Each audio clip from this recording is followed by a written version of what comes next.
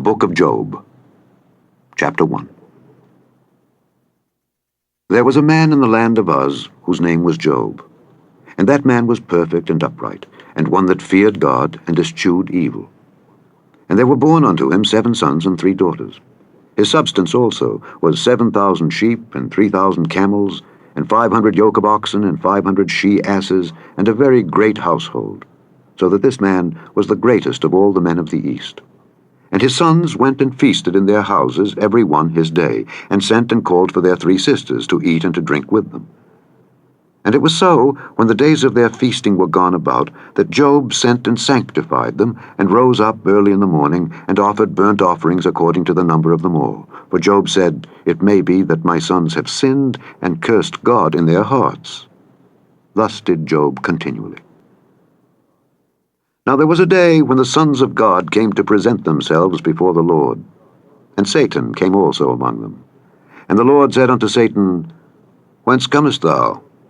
Then Satan answered the Lord and said, From going to and fro in the earth, and from walking up and down in it. And the Lord said unto Satan, Hast thou considered my servant Job, that there is none like him in the earth, a perfect and an upright man, one that feareth God and escheweth evil? Then Satan answered the Lord and said, Doth Job fear God for naught? Hast not thou made an hedge about him, and about his house, and about all that he hath on every side? Thou hast blessed the work of his hands, and his substance is increased in the land.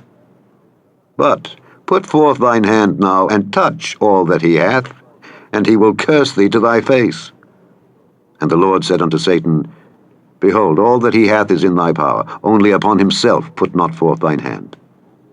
So Satan went forth from the presence of the Lord. And there was a day when his sons and his daughters were eating and drinking wine in their eldest brother's house.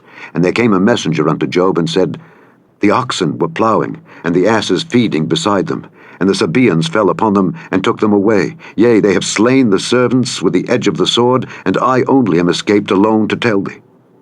While he was yet speaking, there came also another, and said, The fire of God is fallen from heaven, and hath burned up the sheep and the servants, and consumed them, and I only am escaped alone to tell thee. While he was yet speaking, there came also another, and said, The Chaldeans made out 3 bands, and fell upon the camels, and have carried them away, yea, and slain the servants with the edge of the sword, and I only am escaped alone to tell thee.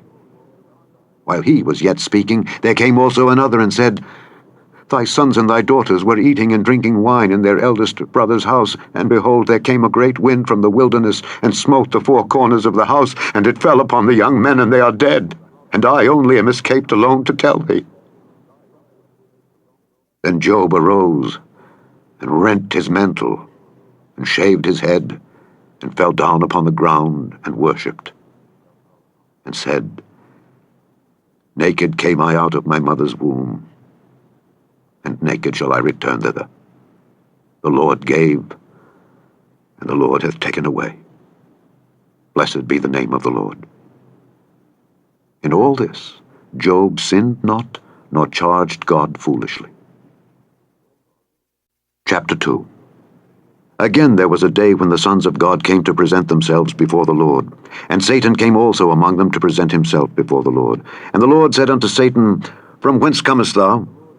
And Satan answered the Lord, and said, From going to and fro in the earth, and from walking up and down in it. And the Lord said unto Satan, Hast thou considered my servant Job, that there is none like him in the earth, a perfect and an upright man, one that feareth God and escheweth evil? And still he holdeth fast his integrity, although thou movedst me against him to destroy him without cause. And Satan answered the Lord, and said, Skin for skin, yea, all that a man hath will he give for his life. But put forth thine hand now, and touch his bone and his flesh, and he will curse thee to thy face.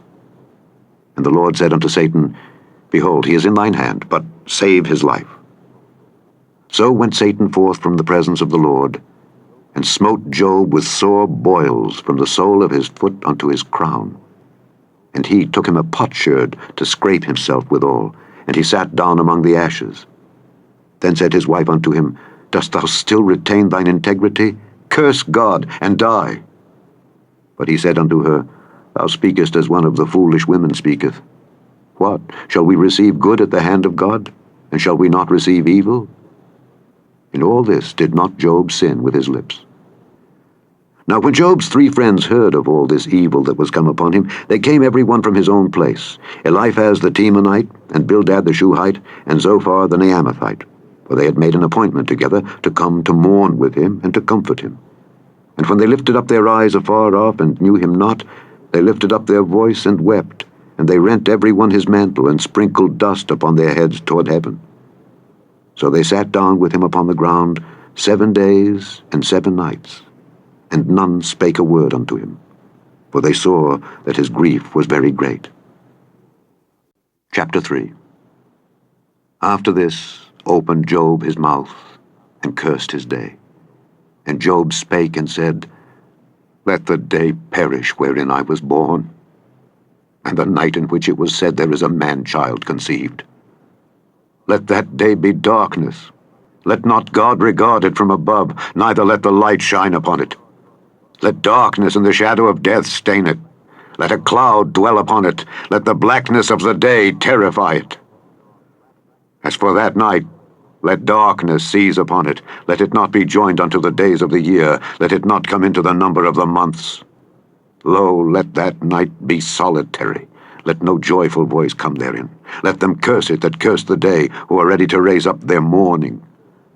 Let the stars of the twilight thereof be dark. Let it look for light, but have none, neither let it see the dawning of the day. Because it shut not up the doors of my mother's womb, nor hid sorrow from mine eyes. Why died I not from the womb?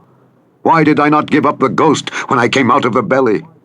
Why did the knees prevent me, or why the breasts that I should suck? For now should I have lain still and been quiet. I should have slept. Then had I been at rest with kings and counselors of the earth, which built desolate places for themselves, or with princes that had gold, who filled their houses with silver. Or as a hidden, untimely birth I had not been, as infants which never saw light. There the wicked cease from troubling, and there the weary be at rest. There the prisoners rest together. They hear not the voice of the oppressor. The small and great are there, and the servant is free from his master. Wherefore is light given to him that is in misery, and life unto the bitter in soul, which long for death, but it cometh not, and dig for it more than for hid treasures, which rejoice exceedingly and are glad when they can find the grave. Why is light given to a man whose way is hid, and whom God hath hedged in? For my sighing cometh before I eat, and my roarings are poured out like the waters. For the thing which I greatly feared is come upon me, and that which I was afraid of is come unto me. I was not in safety, neither had I rest, neither was I quiet, yet trouble came. Chapter 4. Then Eliphaz the Temanite answered and said, If we essay to commune with thee, wilt thou be grieved? But who can withhold himself from speaking? Behold, thou hast instructed many, and thou hast strengthened the weak hands. Thy words have upholden him that was falling, and thou hast strengthened the feeble knees. But now it has come upon thee, and thou faintest. It toucheth thee, and thou art troubled. Is not this thy fear, thy confidence, thy hope, and the uprightness of thy ways? Remember, I pray thee, who ever perished being innocent? Or where were the righteous cut off? Even as I have seen, they that plough iniquity and sow wickedness reap the same. By the blast of God they perish, and by the breath of his nostrils are they consumed.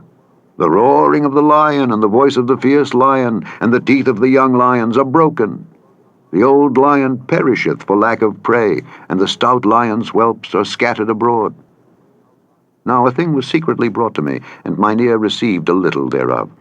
In thoughts from the visions of the night, when deep sleep falleth on men, fear came upon me, and trembling, which made all my bones to shake. Then a spirit passed before my face, the hair of my flesh stood up.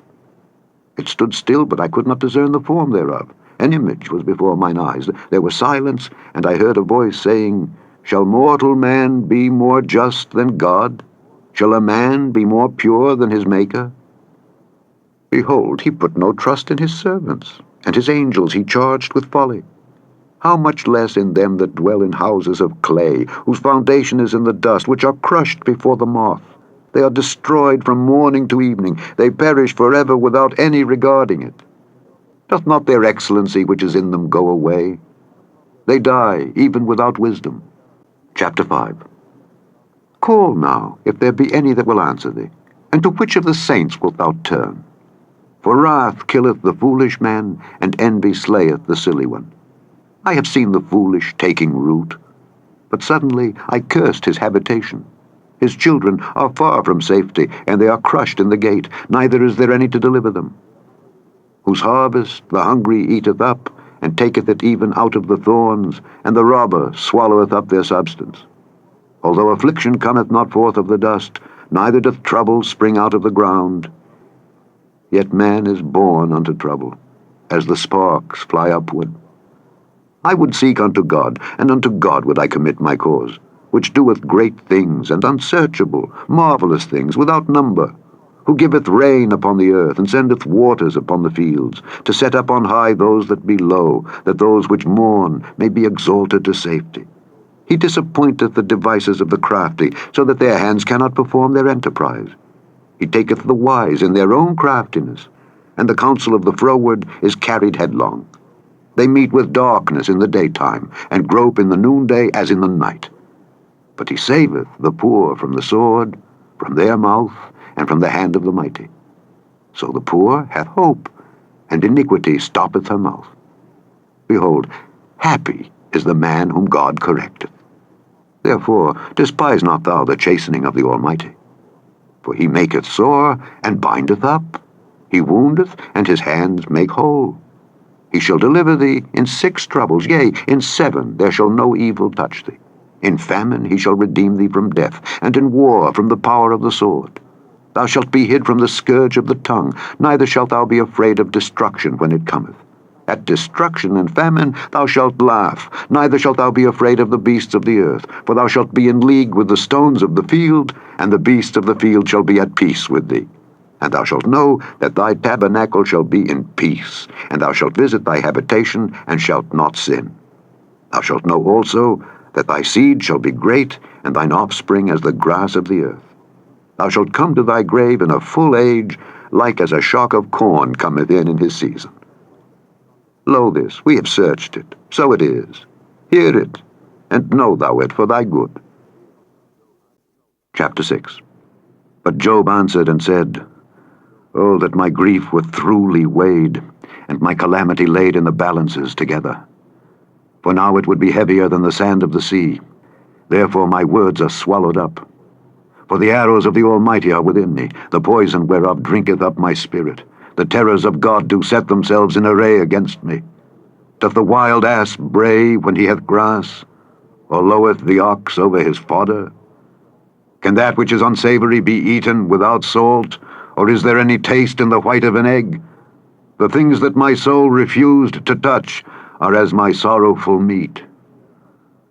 Oh, that I might have my request, and that God would grant me the thing that I long for, even that it would please God to destroy me, that he would let loose his hand and cut me off. Then should I yet have comfort, yea, I would harden myself in sorrow.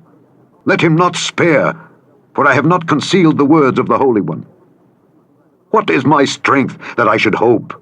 And what is mine end that I should prolong my life? Is my strength the strength of stones, or is my flesh of brass?